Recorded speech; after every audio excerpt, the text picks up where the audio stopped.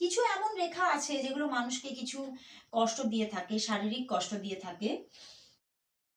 যেমন যেমন আমাদের আমাদের এই আয়ুরেখা থেকে একদম নিচের দিকে যদি এইরকম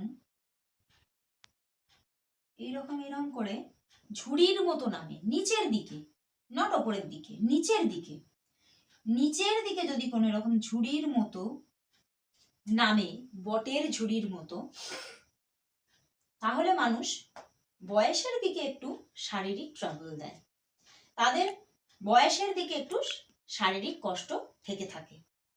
এমনি কোনো খারাপ যে একেবারে খুব খারাপ ফরমেশন তা নয়, একটু শারীরিক কষ্ট বা শারীরিক ট্রাবল তাদের এসে থাকে। এছাড়া যদি আয়ুরেখাতে বিন্দুর